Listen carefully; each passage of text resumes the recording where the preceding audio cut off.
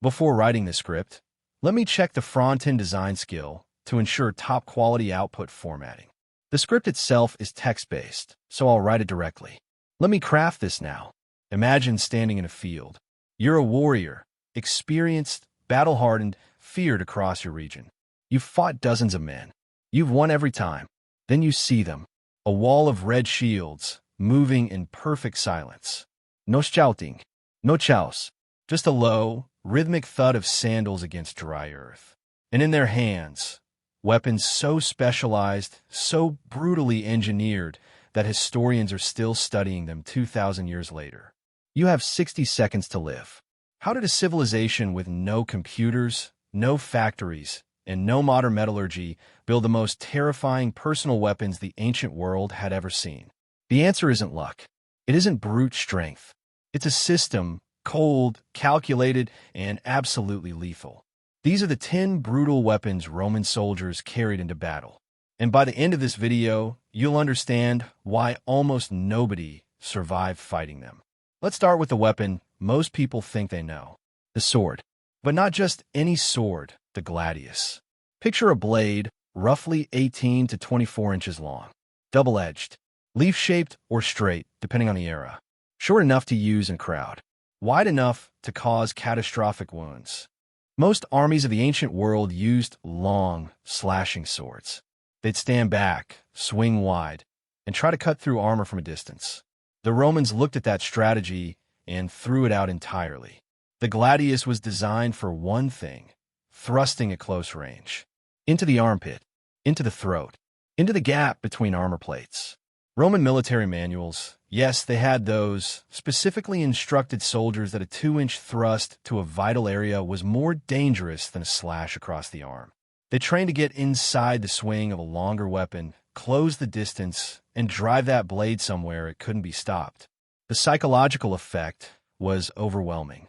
Enemies would swing, Mississippi, and then suddenly a Roman soldier was 6 inches away, already driving steel into their ribs.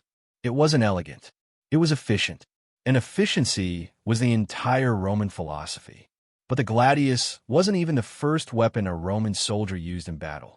That honor belongs to something far more terrifying, the Pilum. Here's what made the Pilum a masterpiece of ancient engineering. It was a javelin, about 6 feet long. The bottom half was a wooden shaft. The top half, roughly 2 feet of iron shank, was deliberately made soft. Not weak, soft. A Roman battle line would advance to within 30 meters of the enemy. On command, the front ranks would hurl their Pilum in a coordinated volley. The weighted iron tip would punch through shield. Then, because the iron shank was soft, it would bend on impact. This was not a flaw. This was the point. An enemy suddenly had a 6-foot bent metal rod hanging from their shield. They couldn't pull it out quickly. They couldn't use the shield effectively. The weight of the bent Pilum dragged the shield down or forced them to throw it away entirely.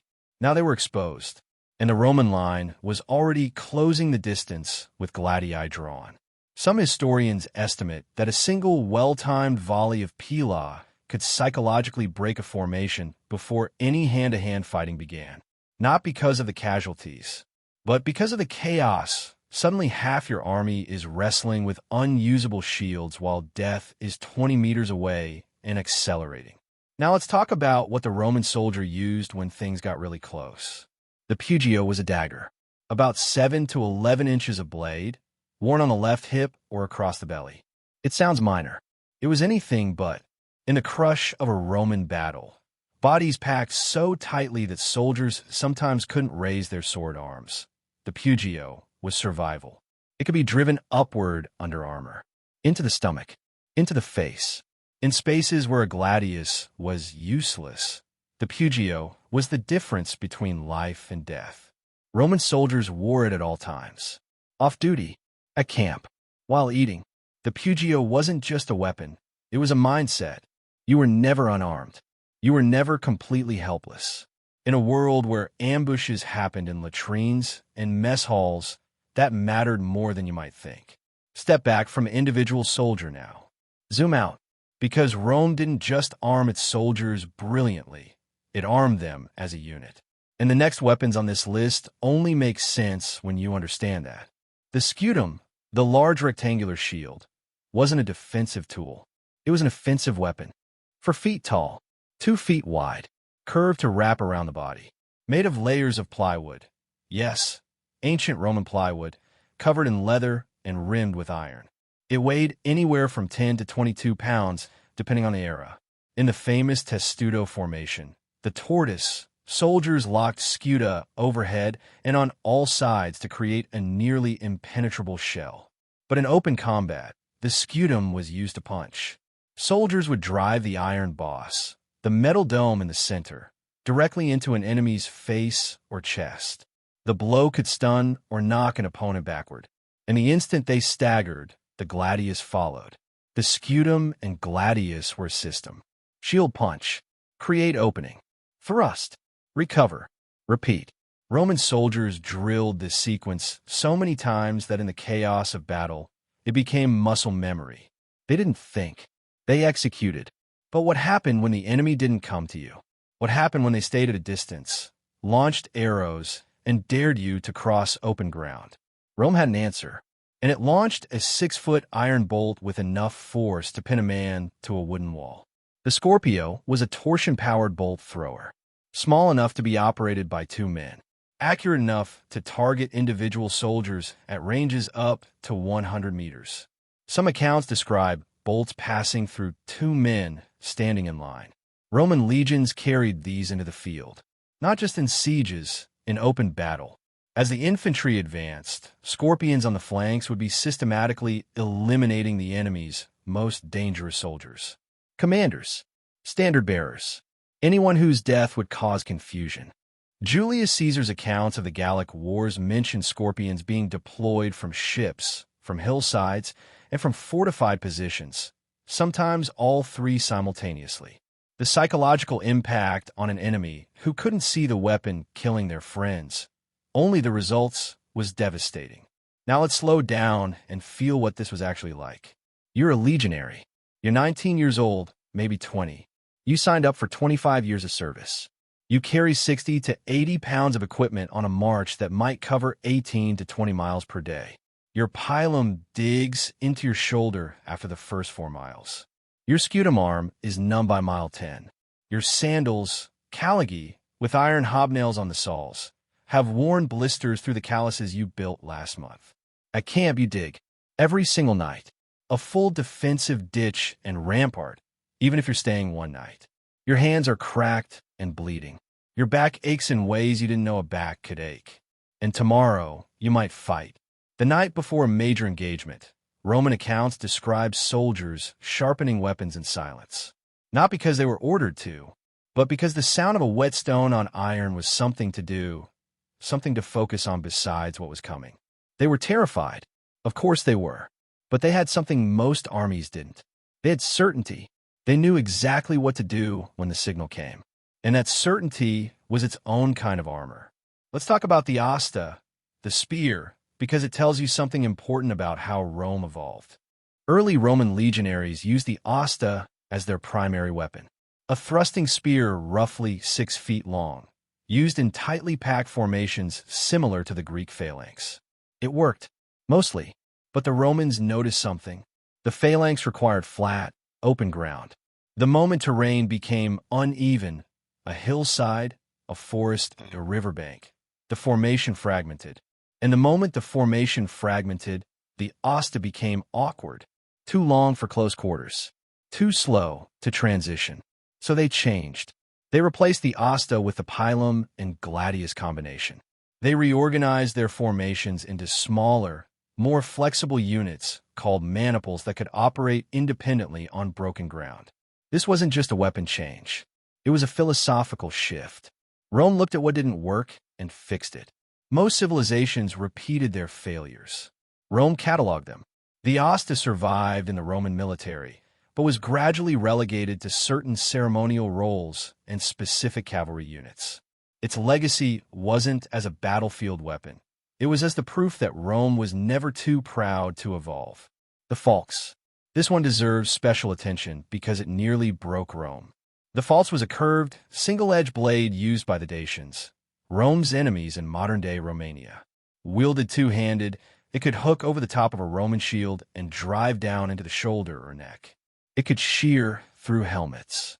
It rendered the scutum partially useless because it attacked from above. Rome's response was extraordinary. They redesigned their helmets to add reinforced crossbars on the top. They added extra arm guards to protect the sword arm. They studied the Falx's mechanics and developed counter techniques, specific Gladius thrusts that could be delivered while managing a downward hook attack. But here's the weapon that turned the tide, the Dolabra. The Dolabra was a military pickaxe-hatchet combination. Officially, it was an entrenching tool. Soldiers used it to dig camps and clear obstacles. But in the Dacian Wars, it became a brutal close combat weapon. Its pick could punch through armor. Its axe could split a Falx shaft. And unlike the Gladius, it didn't require precise technique to cause lethal damage in a chaotic melee. Roman commanders who underestimated the Dolabra as just a tool learned quickly that in the hands of a desperate, exhausted legionary surrounded by Dacians, it was extraordinary. Let's talk about the Plumbata. By the later Roman Empire, something had changed. Legionaries began carrying small, lead-weighted darts, Plumbata, tucked behind the inside of their shields. Each soldier carried 2 to 5 of them. At 30 to 40 meters, closer than a Pilum throw, farther than a sword, soldiers could release Plumbata in a rapid volley. The weighted tips gave them a steep, plunging trajectory. They were incredibly difficult to see coming until the last moment, and they arrived before the main missile exchange, before the Pilum volley, before contact. Think of it as an ambush built into the standard approach. An enemy advancing toward a Roman line would suddenly find darts falling on them from a range and angle they hadn't prepared for. Shields were up against direct throws, not necessarily against a dart falling almost vertically onto a helmet. The Plumbata is a small weapon, but it represents something huge. Rome's constant, obsessive optimization of every phase of an engagement. They never accepted that there was a gap in the killing. If there was distance that wasn't being used to cause harm, they invented something to fill it. Now consider the consequences if any of this went wrong. A Roman soldier who broke formation without orders faced decimation. The collective punishment where every 10th man in a unit was beaten to death by the other 9. This wasn't a threat held in reserve. It happened multiple times across Roman history, documented by commanders who wanted it remembered. A soldier who lost his weapons, surrendered them, abandoned them in retreat, could be executed. A century that failed in its assignment could face punishment that ended careers, freedom, and sometimes lives. This wasn't cruelty for cruelty's sake. It was calculus. Rome determined that the fear of punishment from your own side had to exceed the fear of the enemy. In the chaos of battle, when every instinct screams run, the soldier needed a stronger reason to stay. The weapons were terrifying. The training was brutal. But the discipline, the threat of what happened to those who failed, was the invisible weapon that made all the others possible. Here's what makes Rome genuinely unique when you compare it to nearly every other military culture of the ancient world. The Macedonians under Alexander had perhaps the finest heavy infantry ever assembled. The Carthaginians had cavalry that could shatter any formation. The Parthians had archers who could defeat Roman legions in open desert. But none of them had Rome's system. Alexander's army depended heavily on Alexander. Remove him, as history eventually did, and the empire collapsed within a generation. Rome's weapons, tactics, and training were institutional. They didn't live in one general's genius. They lived in manuals, in drills, in the muscle memory of 100,000 soldiers trained identically across a dozen provinces. A Roman centurion in Britain and a Roman centurion in Syria had learned the same thing. They drilled the same sequences. They carried the same weapons, maintained them the same way, used them according to the same doctrine. That's not an army. That's a machine. And the weapons were its components, each one engineered not just to kill, but to kill within a system that multiplied their effectiveness 100-fold. So here's the answer to where we started. How did Rome build the most feared military in the ancient world without modern technology, without mass production, without centralized communication. They understood something most civilizations missed entirely. A weapon isn't just a tool. It's a philosophy. The Pilum bends, so the shield becomes a liability. The Gladius is short, so the soldier fights inside his enemy's reach.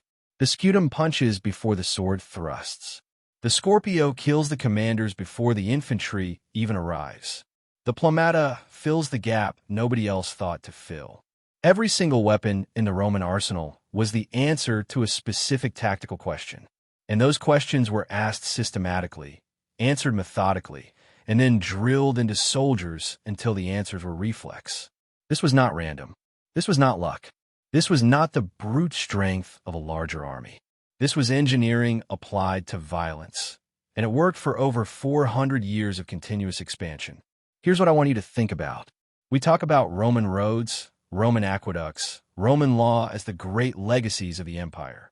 But what if the most sophisticated system Rome ever built wasn't architecture or governance? What if it was this, the weaponized, optimized, institutionalized machinery of a soldier walking into a field ready to kill with 10 different tools, each one designed for a specific moment of destruction? Does that change how you think about what we inherited from Rome? Leave your answer below. I genuinely want to know. And if you want to understand how Rome's enemies finally found the cracks in that system, how the very discipline and rigidity that made Rome unbeatable eventually made it vulnerable, that story is coming next. It's one of the most dramatic reversals in military history. And it starts with a single battle that Rome should have won easily.